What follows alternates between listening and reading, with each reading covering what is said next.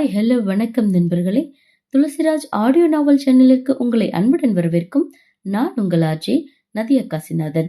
Tulasiraj audio novel சேனலின் கதைகளை தொடர்ந்து பெற உடனே சேனலை சப்ஸ்கிரைப் செய்து கொள்ளுங்கள். கதை சார்ந்த உடனடி அப்டேட்டுகளை பெற பெல் பட்டனை தட்டிவிடுங்க. உங்கள் கருத்துக்களை கமெண்ட்ல பதிவு பண்ணுங்க. கதைக்குள்ள போகலாம் வாங்க. துளசிராஜ் அவர்களின் உயிரினில் உனையே புதைத்தேன் பகுதி 1. அழகென்ற சொல்லுக்கு முருகா, உந்தன் அருளின்றி உலகிலே பொருளேது முருகா என்று பாடல் வீட்டில் ஒலிக்க பூஜை அறையில் கற்பூரம் காட்டினார் சங்கர். அரசு ஆரம்ப பள்ளிக்கூடத்தின் தலைமை ஆசிரியர். மிகவும் கண்டிப்பானவர்.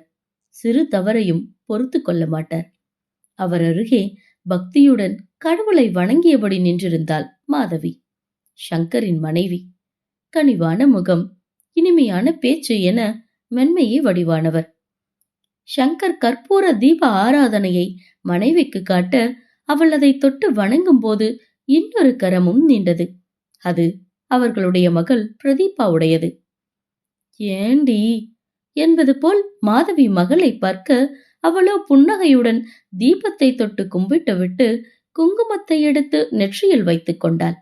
சங்கர் முகத்தில் கடுமை பரவியது. மாதவி என்று அவர் பல்லை கடிக்க அவள் திடுக்கிட்டு கணவரை ஏறிட்டு பார்த்தாள். அவர் உர்ரென்ற முகத்துடன் கண்களால் தீபாராதனையை சுட்டிக்காட்ட மாதவி எச்சிலை விழுங்கிக் கொண்டு அவர் கண்களால் சொன்னதை செய்தாள். பின்பு தட்டை பூஜை அறையில் வைத்தவர் பள்ளிக்கு செல்ல ஆயத்தமானார். பிரதீபா தாயின் தோளை சுரண்டினாள். மா, 200 ரூபாய் கொடுமா. எதுக்குடி? செலவுக்குமா. போன வாரம் தானடி அப்பா கொடுத்தாரு. அது காலி ஆயிடுச்சு. பிளீஸ்மா, அப்பா கிட்ட கேட்டு வாங்கிட்டு வாமா. பிரதீபா கண்களை சுருக்கி கேட்க, சரி இரு வரேன் என்று மாதவி அவர்களது அறைக்கு சென்றாள். சட்டை அணிந்து கொண்டிருந்த கணவரிடம் சென்றவள், என்னங்க என்றழைக்க அவர் என்றார். அது சமையலுக்கு என்ன காலியாயிடுச்சு, வாங்கணும். மாதவி தயக்கத்துடன் கேட்க சங்கர் தன்னுடைய பர்ஸை திறந்து பணத்தை கையில் எடுத்தவர், எவ்வளவு வேணும் என்று கேட்க, 200 ரூபாய். அடுத்த நொடி மனைவி கேட்ட பணத்தை எடுத்து கொடுத்தவர் தோளில் ஒரு பையை மாட்டிக்கொண்டு அறையிலிருந்து வெளியேறினார். ஹாலில் இருந்த பிரதீபா தந்தையை பார்த்ததும் புன்னகை புரிய அவர் இவளை கண்டு கொள்ளாமல் ஸ்கூட்டியை கிளப்பிக் கொண்டு பள்ளிக்கு சென்றார். பிரதீபா செல்லும் தந்தையை ஏக்கமாக பார்க்க அப்போது அங்கு வந்த மாதவி மகளிடம் அவள் கேட்ட பணத்தை கொடுத்தாள். மா, என்ன சொல்லி அப்பா கிட்ட பணம் வாங்கின? பிரதீபா வினவ, அது எதுக்கு உனக்கு, டைம் ஆச்சுல, காலேஜுக்கு கிளம்பு என்றாள் மாதவி. ஓகேமா, பை என்று பிரதீபா கல்லூரிக்கு கிளம்பினாள். கல்லூரி பேருந்தில் ஏறிய பிரதீபாவின் கண்கள் சித்தார்த்தை தேடியது. அவன் பின் சீட்டில் அமர்ந்திருந்தான். அவனும் இவளை பார்த்து ஹாய் என்று கையசைத்தவன் தன் அருகே காலியாக இருந்த இடத்தை கண் காட்டினான். அவள் சின்ன சிரிப்புடன் அவனை நோக்கி செல்ல இடையிலிருந்து அவளது தோழி ரீனா வழியை மறித்தாள். என்னங்க மேடம், வண்டியில ஏறினது நேரா பின்னாடி போறீங்க, நடுவுல இருக்கிறவங்க எல்லாம் உங்களுக்கு கண்ணுக்கு தெரியலையோ என்று கிண்டலாக கேட்க பிரதீபா அசடு வழிந்தாள். போதும் வழிஞ்சது, இன்னைக்கு எங்க கூடவே உட்காருடி. என்னது உங்க கூடவா? பிரதீபா அலறிவிட்டாள். அதில் கடுப்பான மீரா, ஹேய் அதுக்கேண்டி இப்படி கத்துற, நாங்களும் மனுஷ பிறவிதான், ஏதோ செவ்வாய் கிரகத்துல இருந்து இறங்கி வந்த ஜந்துவ பார்த்தா மாதிரி அலறி அடிச்சுட்டு 2 அடி பின்னாடி தள்ளி போற என்றார். இல்ல, நான் பின்னாடியே போறேன் என்ற பிரதீபா அவர்களை கடக்க முயல அவளை வம்படியாக இழுத்து பிடித்து தங்களுக்கு இடையே உட்கார வைத்து விட்டார்கள் தோழிகள் இருவரும். அதை பார்த்து அதிர்ந்த சித்தார்த் நேரே அவர்களிடம் சென்றார். தீபு, இங்க என்ன பண்ற? பின்னாடி வா, நான் உனக்காக என் பக்கத்துல இடம் பிடிச்சு வச்சிருக்கேன்.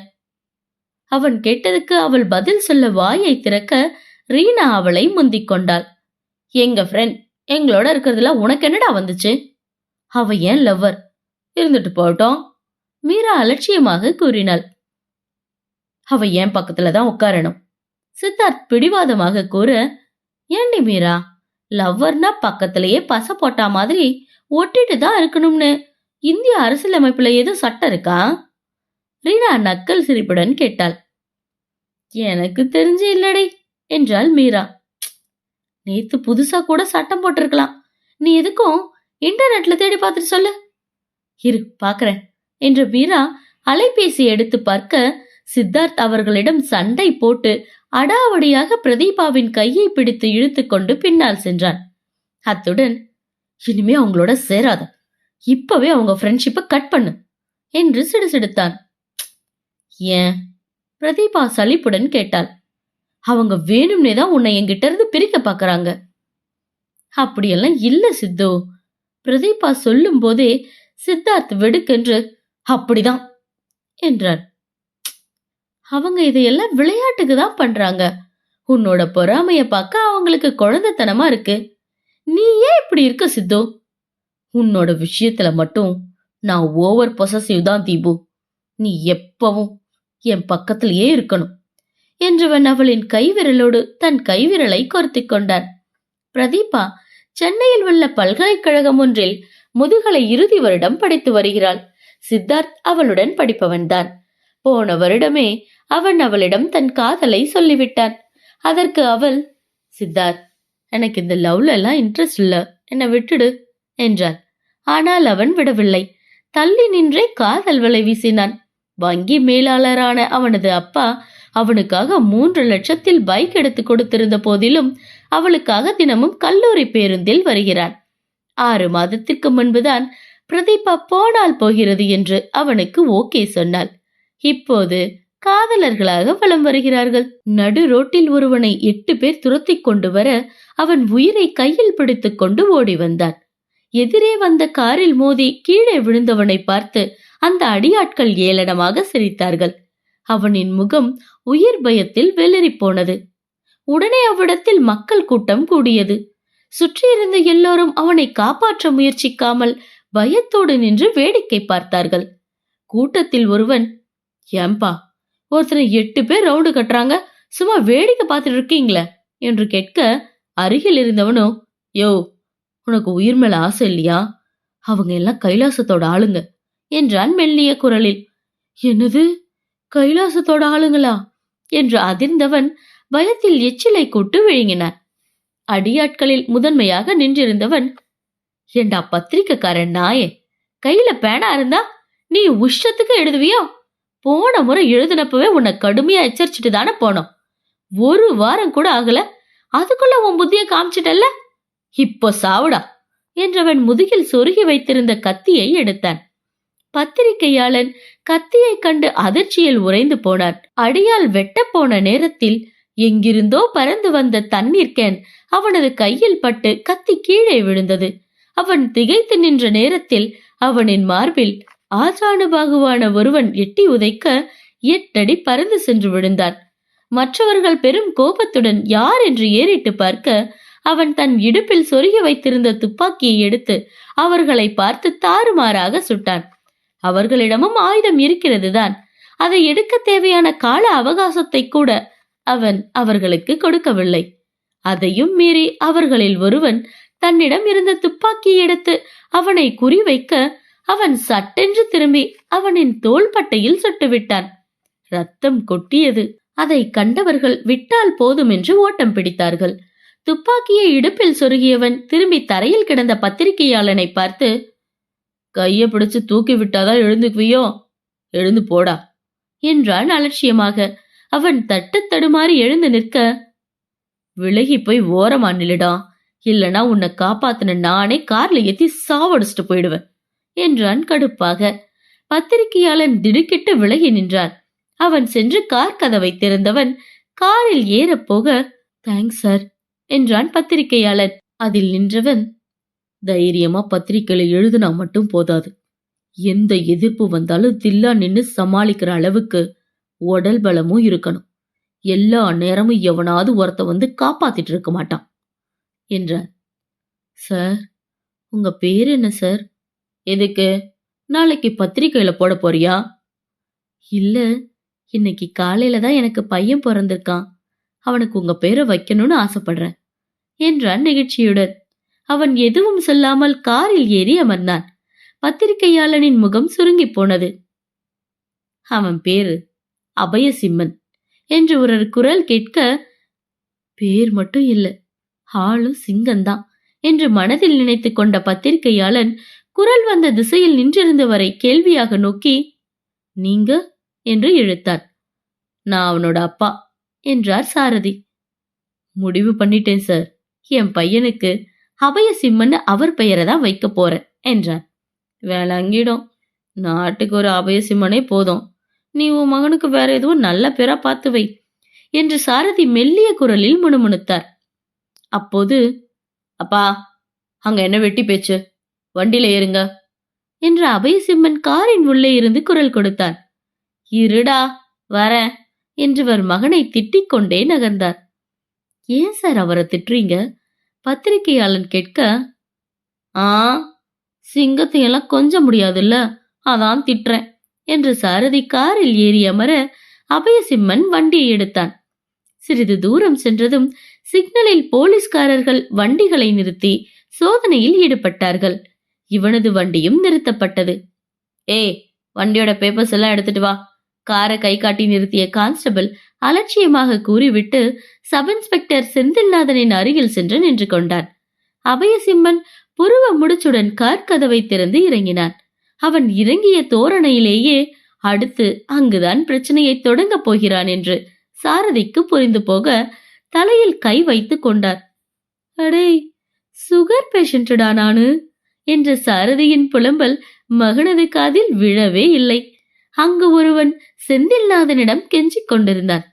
சார் சார் சார் சார் சத்தியமா நான் குடிக்கவே இல்லை சார். இந்த கதையெல்லாம் வேற எங்கனா போய் சொல்லு. முதல்ல 10,000 ரூபாய் ஃபைன கட்டு. 10,000 ரூபாயா? என் சம்பளமே அவ்வளவுதான் சார். அரண்டு போனான் அவன். அதெல்லாம் எனக்கு தெரியாது. ஃபைன கட்டுறியா இல்ல கோர்ட்டுக்கு போறியா என்று மிரட்டினான். ஐயோ சார், நிஜமாவே என்கிட்ட பணம் இல்ல சார். என் அம்மாவுக்கு மாத்திரை வாங்க தான் 2,000 ரூபாய் வச்சிருக்கேன் என்றவன் தனது பர்ஸை திறந்து காட்ட, ஓ 2,000 ரூபாய் இருக்கா என்ற செந்தில்நாதன் அதை வெடுக்கென்று பிடுங்கிக் கொண்டான். அத்துடன், மீதி அப்புறமா ஸ்டேஷன்ல வந்து கட்டிட்டு உன் வண்டி எடுத்துட்டு போ என்று வெகு சாதாரணமாக கூறிவிட்டு அடுத்தவனிடம் பேச போக, இதெல்லாம் அநியாயம் சார் என்று கதறியவன் போலீஸ்காரர்களிடம் சண்டைக்கு சென்றான். அவர்கள் இவனை 2 தட்டு தட்டி ஓரமாக உட்கார வைத்தார்கள். அபயசிம்மனுக்கு முன்பு இருந்தவனோ முந்தையவனை போல் பிரச்சனை செய்யாமல் அவர்கள் கேட்ட பணத்தை கொடுத்துவிட்டு தனது பைக்கை எடுத்துக்கொண்டு சென்றான். அவன மாதிரி இருங்கடா, சும்மா எடுத்ததுக்கெல்லாம் பிரச்சனை பண்ணிக்கிட்டு என்ற செந்தில்நாதன் அபயசிம்மனிடம், உன் லைசன்ஸ் எடு என்றான். தனது ஃபேன் பாக்கெட்டில் இருந்த ஓட்டுநர் உரிமத்தை எடுத்து கொடுத்தான் சிம்மன். அதை வாங்கி பார்த்தவன், ஒவ்வொன்னா கேட்கணுமா உங்ககிட்ட? வண்டியோட பேப்பர்ஸ் எல்லாம் எடு என்றான் எரிச்சலாக. அபயசிம்மன் அவனை அழுத்தமாக ஒரு பார்வை பார்த்துவிட்டு எடுத்து கொடுத்தான். எல்லாம் சரியாக தான் இருந்தது. ஆனாலும் அப்படியே சும்மா விட செந்தில்நாதனுக்கு மனமில்லை. எல்லாம் சரி, எதுக்கு சிட்டிக்குள்ள ஓவர் ஸ்பீட்ல வண்டி ஓட்டிட்டு வர என்று கேட்க அபயசிம்மனின் கண்கள் இடுங்கியது. நான் நார்மல் ஸ்பீட்ல தான் வந்தேன் என்றான் அழுத்தமாக. அப்போ நான் சும்மா சொல்றேனா? ஓவர் ஸ்பீட் தான்.